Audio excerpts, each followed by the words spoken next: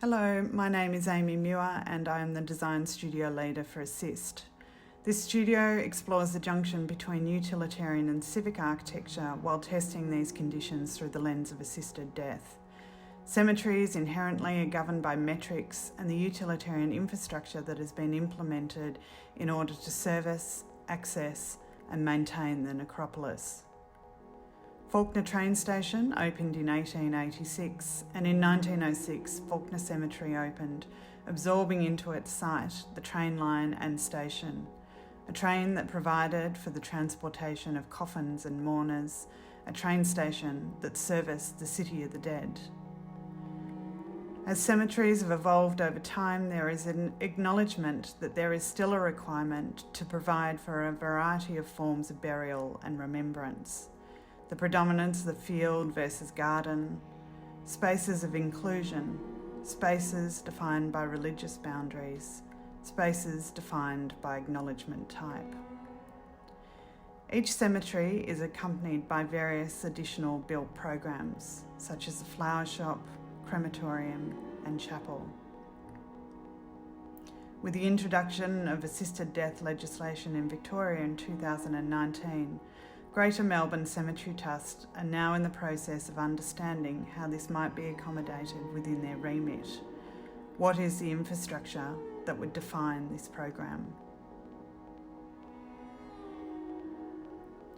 The Design Studio explored the role of the cemetery through the lens of now and the growing requirements associated with death and remembrance.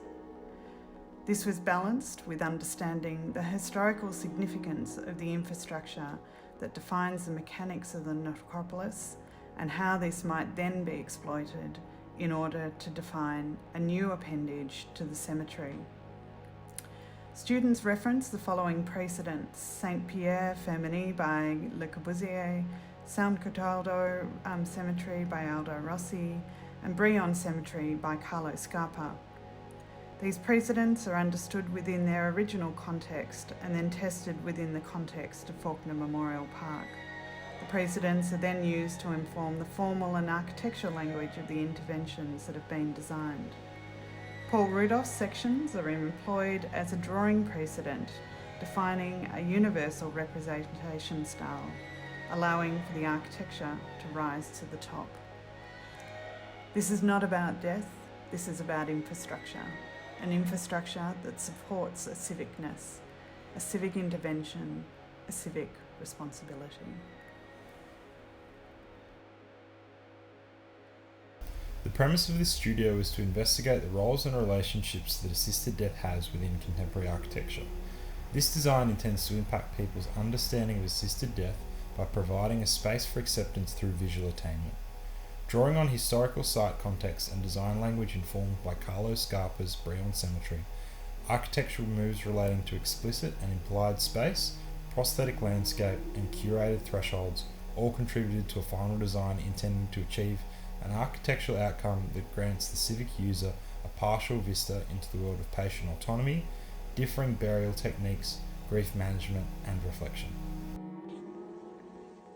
Hi, I'm Katie. I did the assisted design stream this semester, so for mine I was mainly focusing on pulling apart the historical typology that may challenge the borders of each program. So what makes up the facility of assisted death and what is a necessity? So the importance of how landscape and architecture meet and where these in-between relationships occur. By focusing on simple design methods, hallways and natural light are often overlooked design opportunities in medical facilities, or better yet, damage quality of life living in these spaces. So the assisted death facility is not only about a place for individuals passing, but an individual's experience leading up to the passing. Each element plays an architectural role, segmenting with entirely different or other programs. These urban infrastructures may activate the site. A variety of thresholds question where the spaces begin and end, and the in-between create these different scales.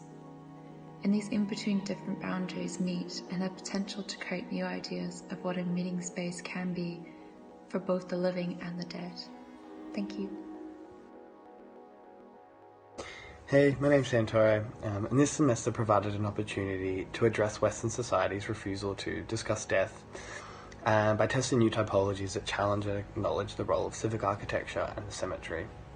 My project looked at Aldo Rossi's San Cataldo and drew on the role of the train line to become an infrastructure for arrival and departure that acknowledged both the permanence of Faulkner Memorial Park and its continuing change through a living landscape.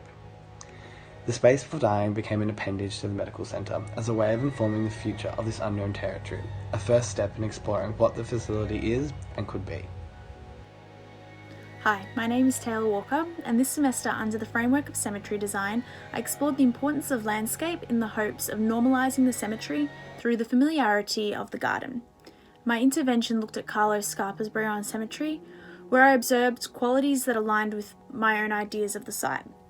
The existing train line and station were absorbed into the site, servicing the City of the Dead, but my project aims to reaffirm this important mode of infrastructure by using the language of formal gardens to develop a botanic garden of conservation and education, servicing the living and giving insight into what could be a shared and supportive experience for those wishing to pass and their loved ones.